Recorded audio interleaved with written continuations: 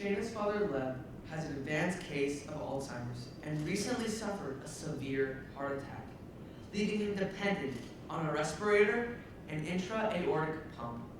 Shayna now must decide what course of action to take. There are three options.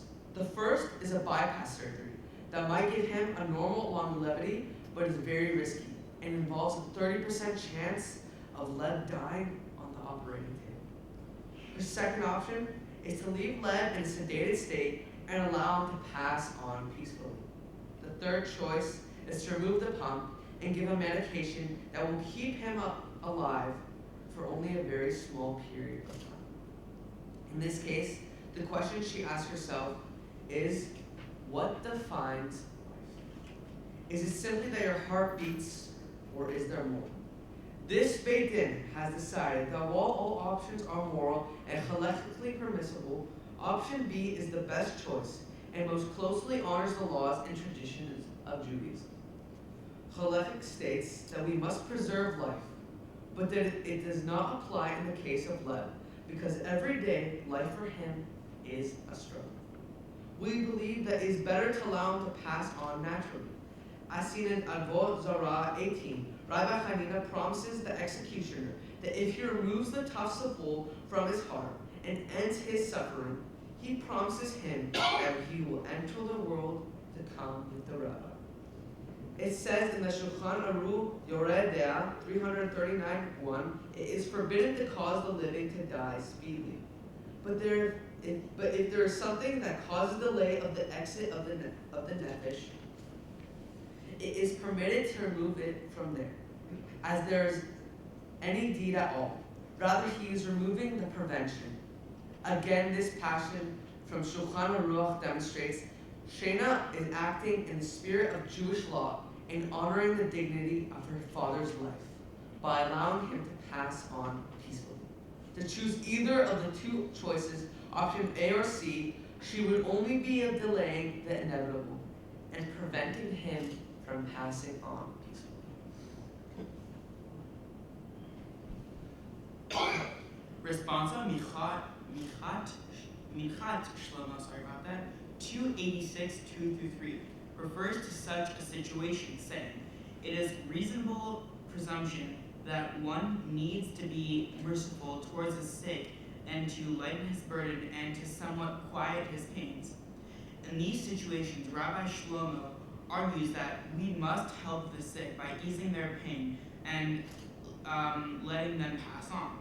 Talmud Sanhedrin 73a asks, from where in the scripture do we know that one who sees his fellow drowning in the river, or dragged by a wild beast, or attacked by robbers, that he is required to save him? Scripture says, do not stand idly by the blood of your peers. From this baraita, one might infer that one should make every effort to save the life of a peer. A second reading of the text, however, makes one ask, what is the meaning of standing idly by? In this case, there is no doubt that his family has cared for him for years. This consideration for the best solution to his health also takes into account the mental health of Shayna and the rest of Leib's family, which is likewise interested in seeking the best possible outcome for Leib. If the inevitable is prolonged, one should not stand idly by the physical suffering. The only way to help Leib, therefore, is to allow him to pass on peacefully. In Surah 46, and even the angel of death has no authority to enter it, rather the elderly and elderly women within it. When their mind is oppressive to them, once they are very old, they go out, they are taken out beyond the wall to die. What the Brita is telling us is that when their mind is oppressive to them, one cannot enjoy life's pleasures. It is incumbent upon the individual or the community to take pity on the sick. In the case of Leib, his mind is mostly gone and there is no chance of him recovering. In this situation, he must either be taken out or go out beyond the wall and die. When one analyzes this text, it can be interpreted that the people are taken out of the city so they are not a burden on their family.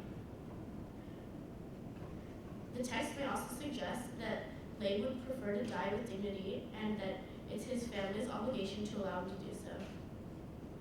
If one were in Leib's shoes and they were able to make a conscious decision about the factors at hand, it would be his responsibility to go outside the gate so as not to be a burden on his family.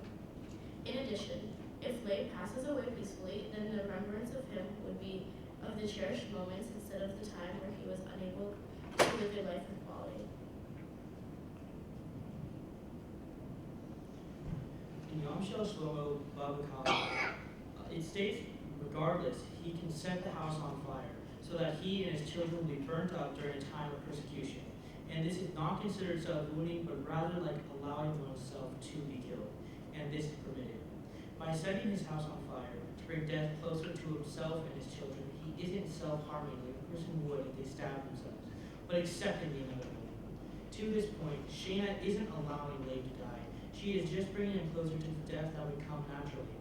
This would allow him to be remembered not as the old man that couldn't remember his own daughter's name, but as the man who lives an honorable life. To conclude, our decision honors Jewish laws and values more so than the others. With intervention, Leib would still have severe dementia and have a poor quality of life. Shayna would have to care for him 24/7. She would not be able to pursue her dreams, as the main focus of her life would be her father, suffering in the prison that his body has become. Again, we ask, what defines life? The answer to that question is not based on whether you have a pulse. It is whether you can live a meaningful life. Like Rabbi Shayna said, when the death of a person is imminent, we should not prolong their life if it is a life of pain. Thank you.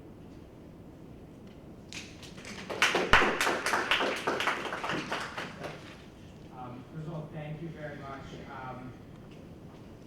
You make a number of interesting points. I think one is that the thought that she has fulfilled this mitzvah of don't stand idly by, looking at the past number of years that she's already cared for him with dementia. But getting to this point, which is now a different situation, and it's clear that your choice of option B, which is to let him pass on as quickly as possible, how do you rebut and refute those comments which speak of the idea of Chaye Sha'ah, Rabbi Feinstein and others, that he is still a living and breathing being, and that there's an obligation, regardless of his Alzheimer's, that there's an obligation to do what you need to do to give him more moments? You said that he is living, but the Alzheimer's has taken away his personhood. It is confining him in his own prison of knowledge source. He is alive, but not necessarily living a meaningful life. Does that answer your question? Not totally, but whose definition is meaningful life? How does the halacha define meaningful life? Or how does the halacha, forget the word meaningful, how does halacha define life? In Sortah 46, and even the angel of death has no authority to enter it. Rather, the elderly woman within it. Within their minds to oppress them. Once they are very old, they go out, they're taken out beyond the wall, and they die. Which basically means once they are trapped in their sort of prison, their meaning of life is no more. You guys focused a lot on the mental capacity of Leib. Whatever the option was, that was clearly a huge focus for you, which I thought was really interesting. How much did you take into account the other factors, like the possibility of improving his physical quality of life, or and you used the term option B allows him to pass peacefully, which I also thought was very interesting. I think it definitely allows him to pass quickly, but the way I read option B, there certainly would be some pain and suffering along that quick route. How much do you guys think you took into account the physical aspect of the suffering? Because it's very clear you took into account the mental anguish, which I thought was fascinating. Well, all the options, there's going to be to some degree suffering, but with option B, there's going to be a sense of release, and especially if you go through the surgery lead, there is a strong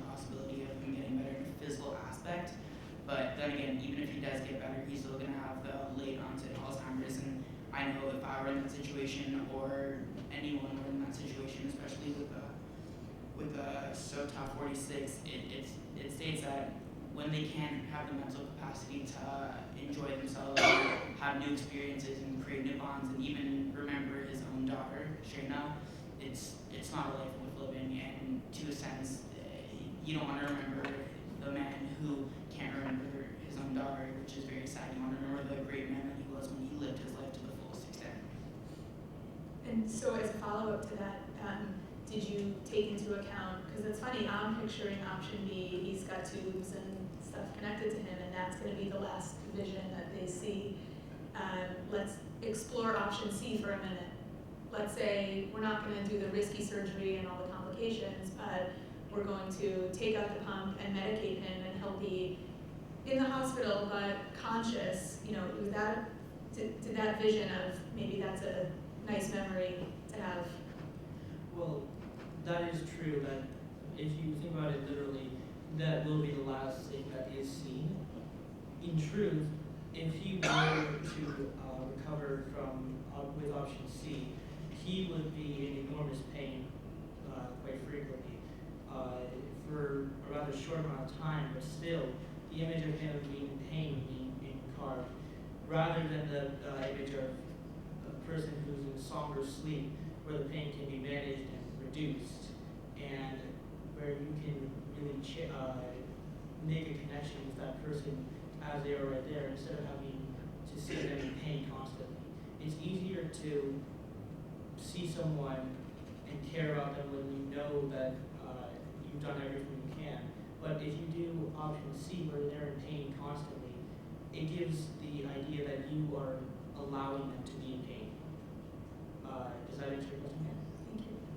You also mentioned, you made a very strong statement that given the situation, it would be his responsibility to take himself out.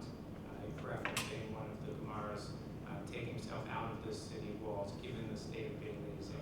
Can you elaborate a little bit on that more? Because that's a very powerful statement to make about any individual or an individual in this situation, how you're coming to that conclusion that it would be an obligation of himself to allow his daughter to let him pass via the second option as opposed to something else. Yes, again, it would be an obligation, so to say, to allow himself to take himself outside the wall, but his mind is oppressive to him, and he, in the same case, and he cannot do it by himself, and he needs his daughter to help him with that decision, and especially in a case like that where he's so dependent on everyone and he can't rely on himself to do his everyday needs and sustain his own life.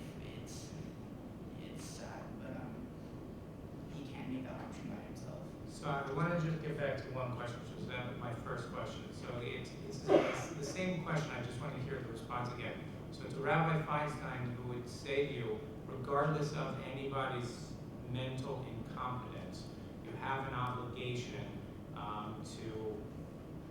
to do the surgery, essentially. So the rebuttal to him, to Rabbi Feinstein's point is, and then just give it to me again so I understand it. Well, you said it's an obligation to do the surgery? Well, that's what. Rav Feinstein would say, regardless of the mental state or incompetency of the individual, it's an obligation if you can physically do the surgery to do the surgery. So again, to go against his ruling, your rationale is that once that the Alzheimer's has taken away his personhood, has confined him in his own mindful prison of sorts, that his life didn't have necessarily meaning anymore because of the fact that he won't be aware of it. He's alive but not living necessarily.